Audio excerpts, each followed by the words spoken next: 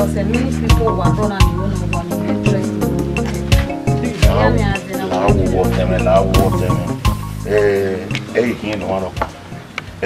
You may interest you. You know, see your time where we may not open at a duty. Or 2 years ago, maybe you go, or got you going, you got you good.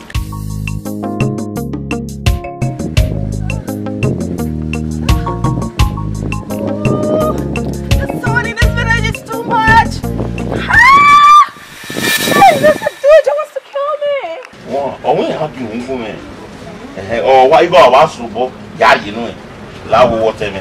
Okay, you come away by us and you can. Again, you know what about winning our lawo. Oh my God. Pablo. Good afternoon, sir. Hello, Mama. I guess this is a Duja's father's house. Where is Duja Nahe? The smoke is too much. Oh, the sun is too much. I just can't take this. Anyways, I'm from Benin. When I read though, I Duje, girlfriend eh? Duje. Yes, Papa. Ebu, ya bi kwa lama na okumeze tuwe. Duje, your son, Noredo. How can I dig where you know? I think this is not the right house. I think this is not a Duje's house. Oh my God! I came to the wrong place. A Duje. Oh, this is not a Duje's father's house. Oh, I don't think so. Papa, you don't know a Duje. Who am I Duje? A Duje, your son, and Edo. A Duje. You don't know a Duje. I think this is not the right. Hello? Giwa? Yeah. Oh, anyways. You don't have to buy the Baba. Anyways. Oh, what can you do? Yeah, Papa. Oh, when we got a socket, baby, socket. On a white socket. On a white socket. Papa, Duje asked me to come to this village because he does not have the chance to come visit you. He asked me to bring some things for you. That's the reason why I came. Oh, hi. Where's Crash? I want to go for Crash. Yes, okay. Oh, Bokia. Papa, take me inside. The sun is too hot. Oh, what can you do? Bokia, yeah, boy. Alredo. Okay. When we pull our My luggage. my love, we Yayuni, Akirina, Yadua, where I said, where's you? Carry my luggage. Oh, the smoke is too much. You go in my village. Carry my luggage. What do you want? I saw you go let me papa who would knock your head. Why? I don't let me papa who would knock your head. I want my life. Kuna la wa we me yunre la wa we me de du yunre. I want my life. Who could have to go for? Who had to go for? Abi kwa go kunwe la ko kunwe la wo. Ona kule la wa my life. La wo de du. E de ro le gbe fita. Socket to baby.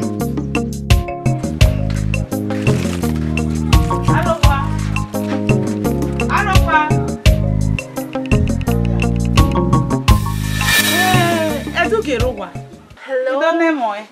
Yeah, you're looking for a Duje?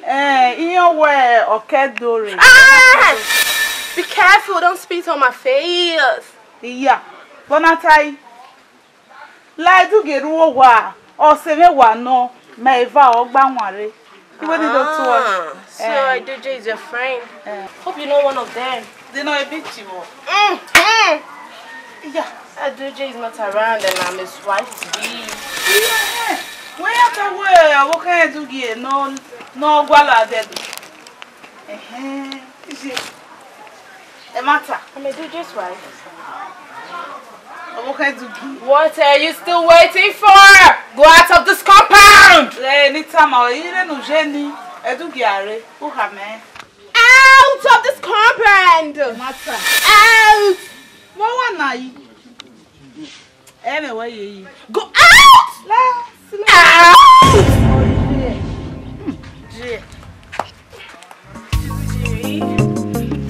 Yeah. Looking for someone to friend.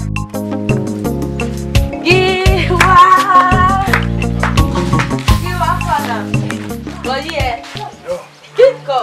Eduke, wo ye wo eduke, kedu di. Eduke wo ne mo eme.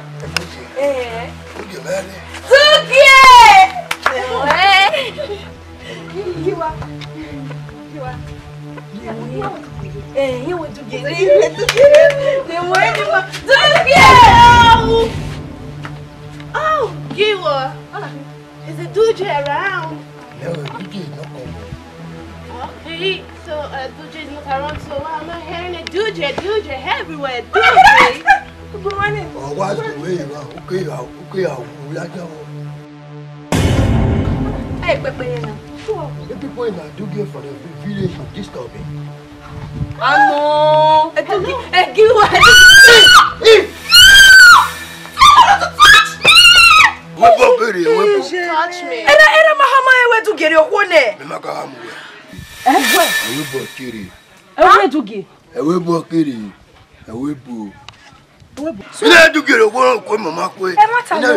Giwa, who are those people? Only the man my wife for nothing. They are the people Ona me that Ona.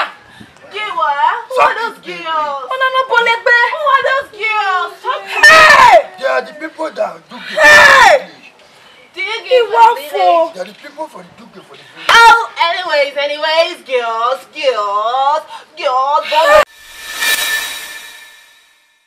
I'm a dude just wife. A dude just cannot shit.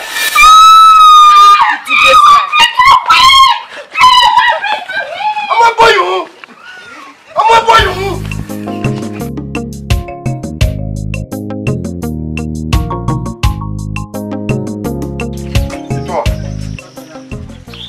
What's no what's kwa where the mountain? What's no? Where you going? Ito ewe me bugwana. What's no magweta? Gwa where you going? Emi rokpa. Ya yiwe edugi no redo omo. Eno. I won't be watching why you are here, Nana. Ito one. Opiano redo, ewe mo. But I wait you understand. Oh, you will me one na kedo ya dey. E ya wa for fit radio. They will not know him. They will not know. When una kedo ya dey, when una kedo. Well, Origwe, Eduge no redo. One go no muso no redo. Huh? Men wo se. Iye gu mo se bon so pano. Eduge, odo ye kene kanari ohwe. Odo ye club, vedo. One go ni muso no river. Ya fi gbe e babi sanu Eduge agbeto e babi sanu. Won e babi sanu ni redo iku e gbeto wa. Eduge no Eduge mo se. Vous bien e wo jo ya so wo bo eh. Ela ni owo ya e wa no. Ni wa emi ya o mata na wo. Won wa na ni ku na e mu wa lowo gbe re o ma ko ma kedo ra de ni o me no se. O ka mo ni na ri nu yi e. Ha? Eh, wọ́n lọ wà dáre se wo. O ti enu mama ni, opodo ko ye gbe ni. Egiwa. Owe, o ti ma ri de vacancy, me vacancy. Je, wa vu, me. Dale o to re, opia. O Egiwa o Edugi o, opia. E gbo pa isa go ban ya ye mi ni ha. Ha? Nínú eta na. Di mo wa owe, uze ge wa o kopinya. O devo, ipe ayiro. Gele. Ibu odeze wote n'okwu. Ije. Giwa mo wa yin ya. Egbe dai wa mi ban. O mara de ri bo lele. O wi ele ko ba wa wi laja kan pa. Oh. O wa wi mu. Egiwa no ezuozo. No elebi. Dem no get you. E no get you. Iya ti yawo mi ni awu ni e. Emi no do ewu nya e ti e ni eje du elebi. Do e ti e yo ni awu e yo. Emi o eri ka mi ase. Elu ni. Egiwa gbodo go kekan. O da yo na. O gbodo kekan o bi aye no. Giwa etikis. Giwa etikis someone. Do etikis someone. Ekisi we gba na auto we gba lo. Etikis someone. La re go e di budo ni. Wa no wa ke ko enia. Uze Giwa ri ball le. O da yo na. Uze Giwa ri ball le. Ve ne Giwa ko ma wo na we ri no riyan. U ri ball le o. Hey, brother. Ariwa o mi we yeah. Giwa o ri yo gba. Okay o tagbon na. Iyon we. Iwa aro video. Iwe mi a. Oma, we wa aro video. O da yo na. We wa aro video ni mege nu ya ya bie nu ave nu ya won mo nyenye me ya e. Iwa yin ye ti we mi gbekele muke. Oma, we wa aro.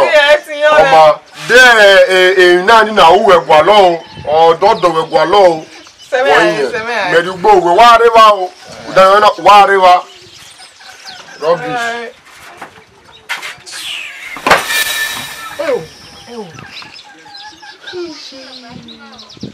Kini wa mo sese. Giwa eti we ri ni a. Giwa ma this man. Eti awe mi gbekele mu ke. Eti. Iwe.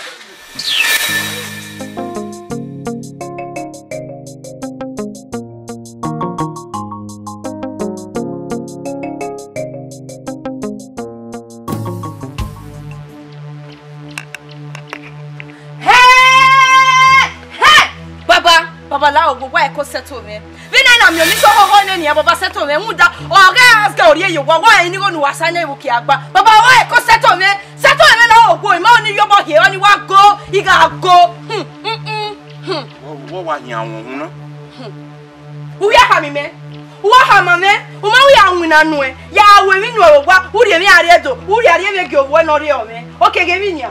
Ke mi nia. Owo e ori okwo ne. Ori okwo ne baba o me gegu we wi eri we a we hon nu ene baba la gbogbo la pe ni ke respect le we o pe ni ke respect we be ni wa mi na me lo se control ne baba me lo se control ne baba oya settle me eri uni ne we saka settle me that one for your head settle me amala wa na ga settle onto ya lari oya mi Baba la o go ukeye ni settle me makoye ya bo iwe ko wa respect we o iwe respect we i go me settle me ukie ne yanwu na lelu e settle me o u he ti wa lo mo we ri o u ha ma yan wo ari me o ya de de go wo ri o ko be ne u we ni akoko do no go yo ni settle me ku pe won na no ku be vet is won e ni me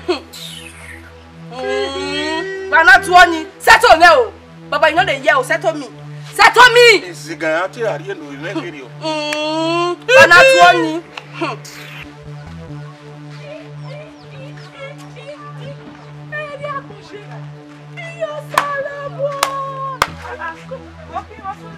Arije, wena na tana.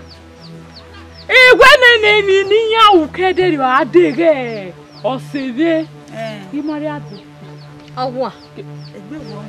Losunu. Ewo, awa. Losunu. Iyepa. Iya ya kuere. Iyepa. Iya mwere ade toilet. Ari okuone. Eduge. Ari okuone. Aba ne na dafiana. Egbe wo. Eduge. Oni. Bere madana ne no kore. Me oge mi o me no sunu. Oni ge mi ogbon ni a. Udege ba. Icha boy ma dege ba o. Omo se. Awa zele bo sweet. You never done it. Oni ge mi ogbon. Ah. Ori okuwa. Bo se me he iwe. Bo he iwe. E mo ta. Bala do bi je mi no ga pa ge. Oni ge mi ogbon. O ma we re tu ge re ko ne ni ya omo do. Bo se me he ni a. Yes. Ya ka.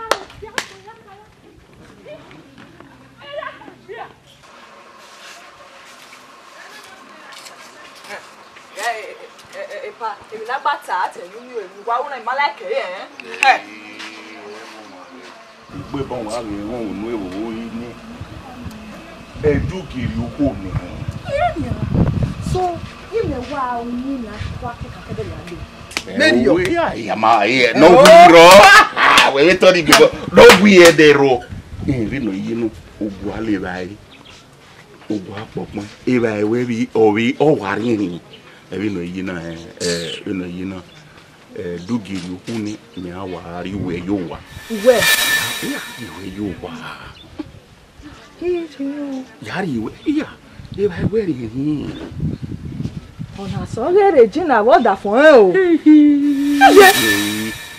na so gbe uwe ima won wa kun yo le nyamba so pa o ya uwe ni wari we yowa oyi ga to ha be edopolo eguwe iwa ti we edopolo so pa ni we ni ọmọ bí mi rí oni bí we yo won ipa Panaima bàbá wa rí mi ọ̀nà sí ọ̀nà kú jẹ́ mẹ́ ọ̀nà kú ayé wẹ̀ rà ọ̀nà bí jẹ́ mẹ́ yà sùsẹ̀ wọ̀dọ̀ we ahun denu we won lórí ògè dúgì orí pín ní kókò pẹ̀lú ògè pín ugbewe tu gegiri okwo me na giwo ogwa ni a come on ana me me a ọ̀yọ́ náà ìpè ní láàmì ya ẹlẹ́lẹ́ wà lórí ẹ̀wọ̀ ibi ẹ̀wọ̀ yà wà lè ọkọ̀ eri bi yo le okwa we no bi we eri o eri bi o la kwa wúkọ̀ àwọn ìjì rẹ̀ àmọ̀ rẹ̀ ìgbà àwọn èmi lèmi pìọ̀ ẹ̀kùn ọ̀dọ́ èmi náà pìọ̀ ẹ̀kùn èmi ẹ̀rẹ́ nu yá lórí ẹ̀yìn ẹnu nu yá kí yẹn ẹ̀kùn náà gọ̀ la wo la ẹ̀yà wọn lágbo ẹ̀dùn àmọ́ kó mi wọ́n dò kó ìran òdì yìí. Salo bale baba wa da veri gbomo nagun na Salo boa wa guri ẹgbẹ́ nje rawe ya peje àwọn hey it's not wicked wọ́n ya gele wa zura iwe tu gele wa zura na we no ya deck we hey ọmọ wa yo ko to fi me mu area ni la eke mela we la eke ni la wa e wa la adede me wa zara ge akuge ge Ogide be ni me na ni here no dia Ebni bi awa hama we oni te bi aka tari ase wan ina do miam na do atale ni keya dame o sebe wanya na sebe ba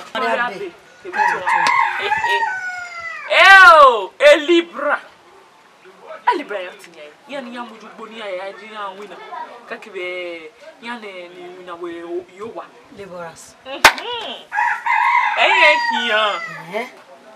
Well, down Eredugi. Rudedugi. Yankwalo dono redu. Eredugi when you are doing now. I don't know. Iya Evania.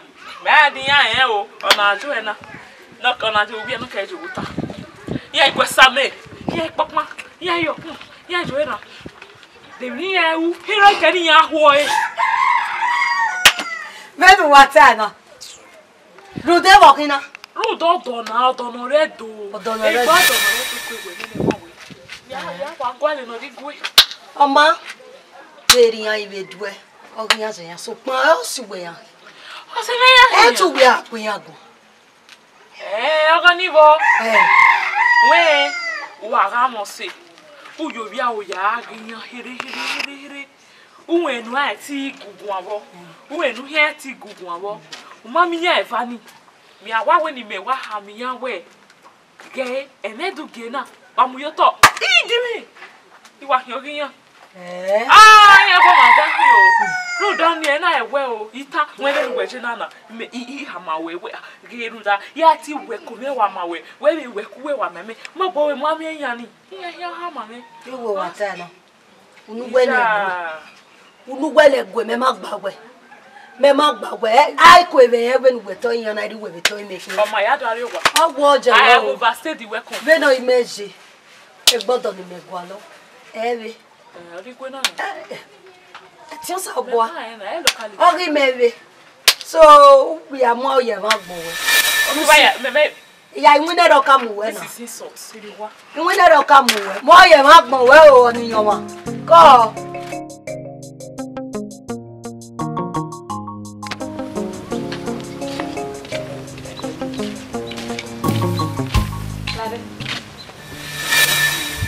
ko de sen we aye go emi so aware mi to ku ene no bi agiri ugwe ni Edede hioma we gbe merike what can we can we what can we can we you know what edede hioma gbofe webo ugbe na lagodo agwa we me se no bi me uye merike gbe na ogbe ni iwe we me se no bi me na gu we gun ege ne de okpi ate ya mo na goto no ku me na gije na wo ya yun we mi so aware be na mie wi mo iwe yun we ya mie so aware unwe ma no unwe na ogwa ye mi agwa ni ku igbere de dede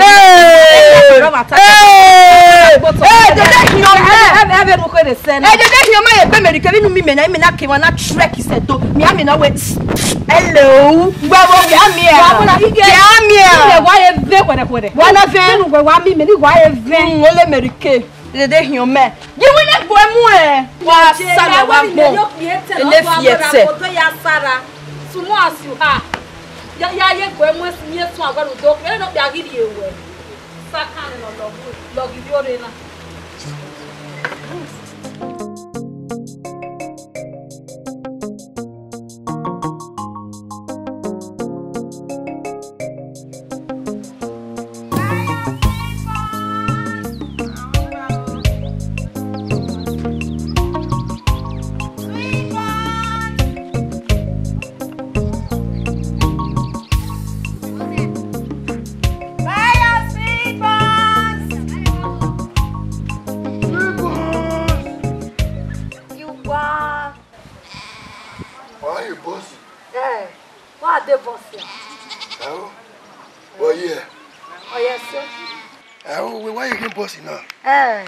Yama wa tota yo wa ye adweki. Salo boy ru ene he na. Ise o. Ati me. Giwa. One of Bini. Giwa one of Bini. You are the one of Bini ba ni. Any one of Bini ba ni. Omo Giwa. Ba ya guna rika ya mugbe. Awo. Bega ye. Ko. Igore ne. Yo ni pe wo ja na. Wa pe wo ja. Yeah. Mo Giwa. You need to wear one scenario. Ariye you wa. Suse Bini, you need to wear one. You wa. Ugi go agbode. Igbode serious. Yen ni na rakedore na o ma na unu jaji na. We do agole boss igwan. Ani no we, o we awon mi me. Na. O we awon mi me Giwa. Ya we ji we wa. Ikweyo.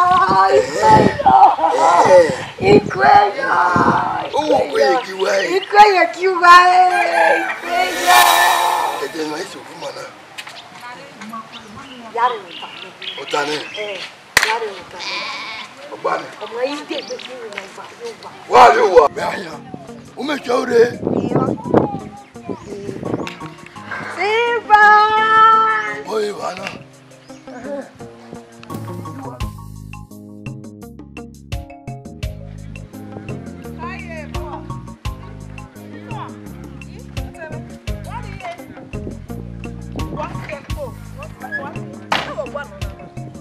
Wagiri na wa mo epo mo bo. Uri edo. Uri edo. Go sunu edo. Edo ya gba lodo. Gbigbe na wo mi. O ya gwa lodo.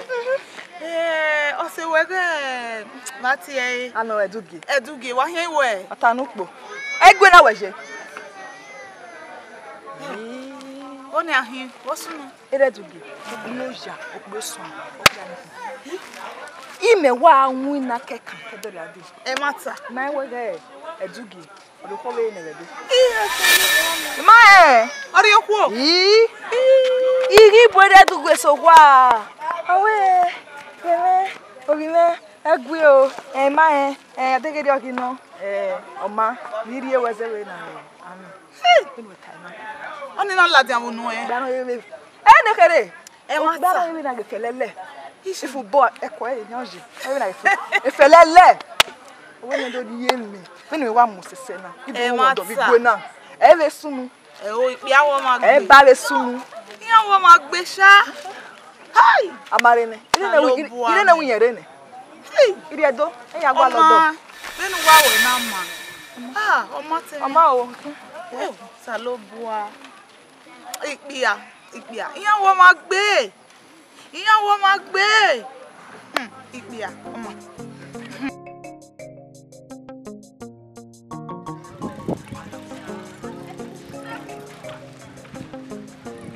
Abaso.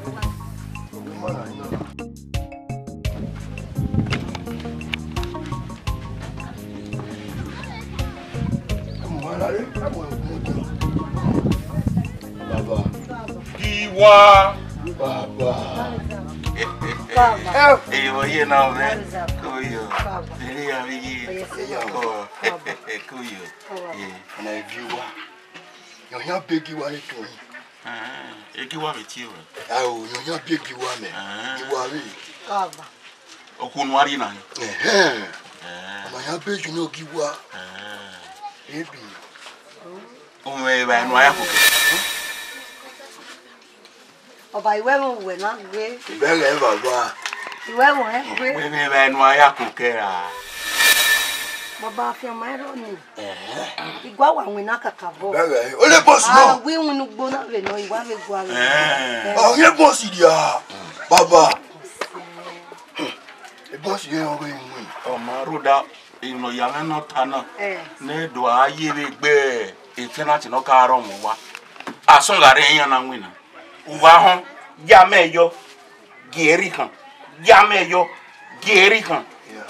Geri. Baba woni ave do. Me mari. O ya me no water na. Ya meyo. Baba iwe re de sopa gbe mi ma iva we me gbe. Mama. Ani Oh, we dia.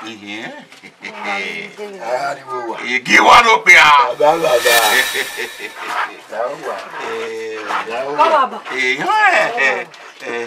Baba. Baba. O wa be Giwa. O le na ya pe wa. Fui wa. Ni ai. Gbogbo ni se. Ayi aro. Gbogbo ni se amurupa yan woni ni won pe. Oh. Giwa mo wa Giwa. O e ko so.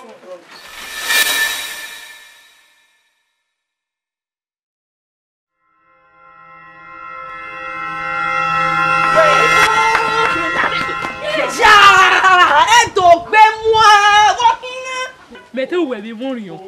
Abapo le gbe aya mon rion.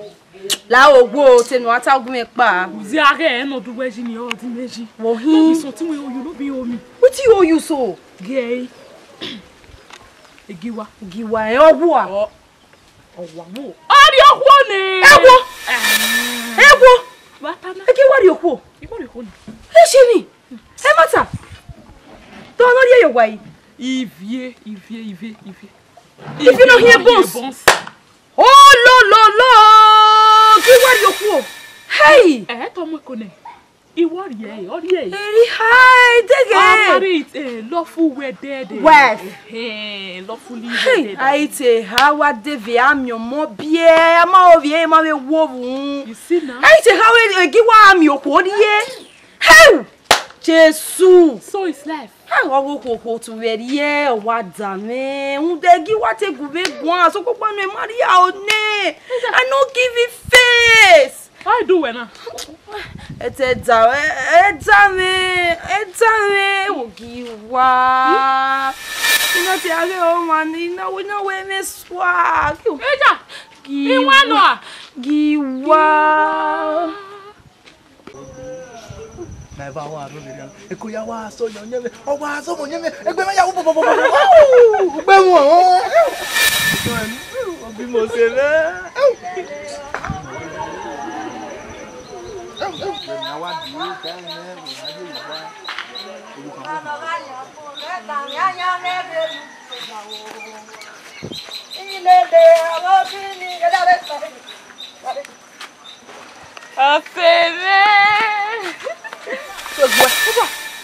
Soy. Pasunu. Eri we gwa bese. Me. Soy. Iya. Unuwena na egwena. Soy. Pasunu na. Soy gbogbo ati wa mu me gwa anya ka na bi yeke soy. Mebe wo se agbon e mebe ni. So me and water na me I don't understand. When I you talk to me now. Eh? What's no yeah una me what we have. So when I game no we una.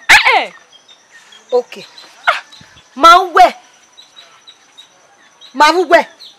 Mari gba 0 ne 010. Mana 0. Ana we odono redo. Ma on. Hey, matania. Bai na mi we. Imaria be. Ori be do aha mi me ugbe. Obuyan ti o gbado ogunye dwe do ata we. Ekwe mu me. Ige iwo odono redo on mi. Okeke gire Giwa gi ya on mi. Ani me. Dede me yatoni. Eso we be debo. Wa kare no nene. Oh, no one be me. Oh, kare no nene na. Ike no weru da me ma wo pa kan o ga be ba deni ni ma tai. Me wo pa kan o gba tai. Ale ramareva. Ibo. Okay, era ibe wonu no ya gun. Di me gi on be Giwa. Okan where? We may be ya terrible where the war has mouth. Umayo. Me no egu megu. Megi on me Giwa na. O me no fian me gbere. We no to na redo na. We mi e boya gba bebo na. We mi o bebo ya gba bebo abebo a ne kwe na mu e. Ite kwa na gbon okin. Unu we ni mu e fi gbon. Goje. Ya super be jwa o bon. E de gbe ko e gume de gbe mi we be fi after all we are not in the same level again. We level me so we are done. We not see we are na ne kwe mu. We matter. I said donkey. We matter. Akia. Ebu somebody we wa be.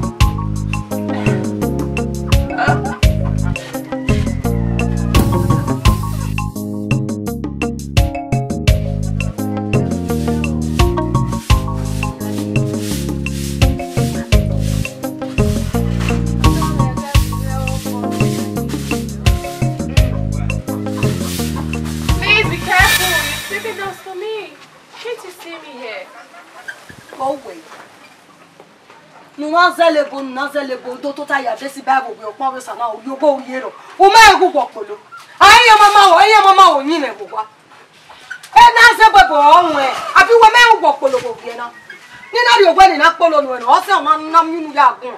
This old woman is a vampire.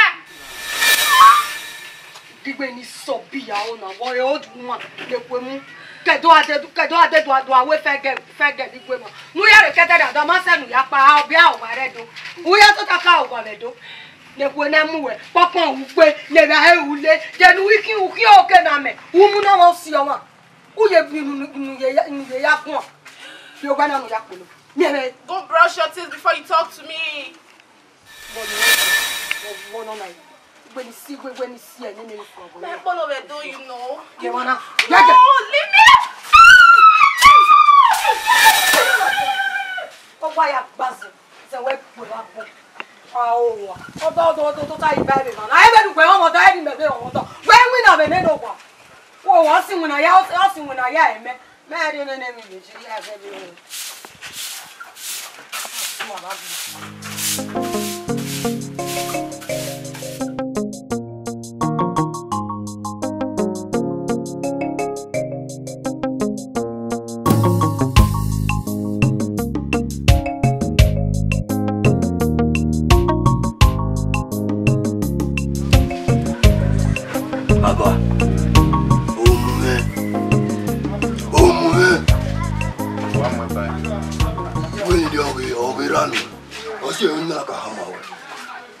Sagini, we are well at Beverly. We wake up now. It just got by the door. What do you more call it going? No car do the door, yeah, boy. Or just go at it, not a compliment. Foi a pouco, né? Esse carro não que minha unha. Eu conheci. Oh, não que minha unha conheci. Não era na rua agora. Ele Jessica é mina. É mina. Eu não. É o com o que do Rio lá wana. É Jessica o ya wana. Jessica mina. É mina. Eu olhei depois que eu vi. Minha bewa. If não é a pinho. Oh, é a pinho. Vai agora lua. Vai agora lua. Vai agora lua. Mas eu não vai agora, eu vou me agora lua. We me to se baba. We we ji kama na pa, e wa na re. Wa mo wa wo e. Mo wa na hin. Omodion. O wi me. Ni me boy, igi me. E ya boy. E dupolo wa. We mu wi me kin. Bebo na.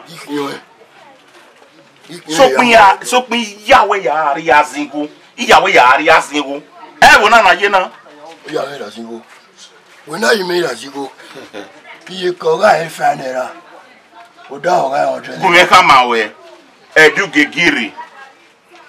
Or what transfer here is seen an year over here. He may win me come when I wear a Jessica ye bema. Pro dagger, or can I be no ya silly care a station or ye are ye Obonopa. Who is Jessica Bema? Up there, that's all we're back. We were back. Oh, you do ya go in your me cannot you see it. Your ma, Umwina, my way. If you want me go no, I do see me. You go into a dory if you are in your pen, you are saying. Yamu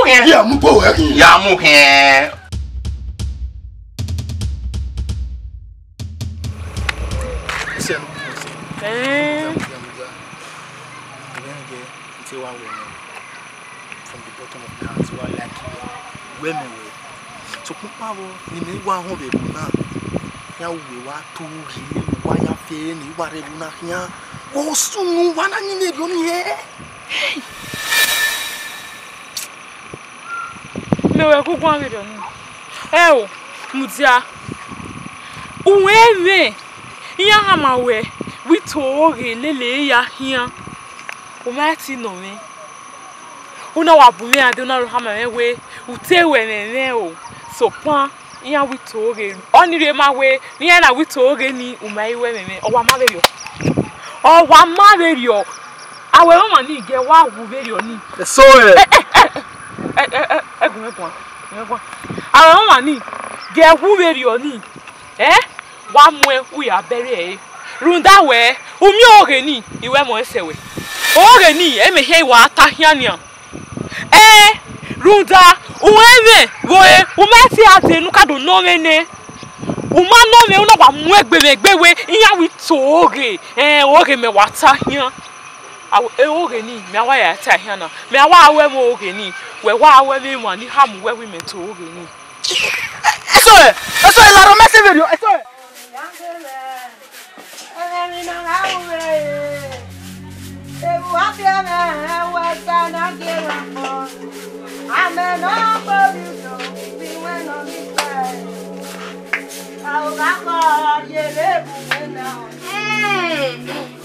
I will continue to love DJ. I will never tire. DJ will continue to love Jesse. He will never tire. In the morning I will give him. He will never tire. In the evening he will give me. He will never tire. Make a tie to win. Make up a tie no way to me. Abalema oma miele wo. Era oma miele wo. Uta make me me on the paper na. O wa pa yo e to no papa sere. O ti kwe o to awe lan leti. Bo pa na mo de be mu ko so ohun. O to ta awe lan leti. Le uto. Uwe soso. Uki oke na me. Ya la ke ti o le ni me. Ya la ke ti o le. Ya re yan ka bo mo isua. O no ma be pe me o. Stop pointing your hand into my eyes! What's wrong with this monkey? What's your problem? Can't you just mind your business for once? Eh? Come on, share. Woo, woo, woo.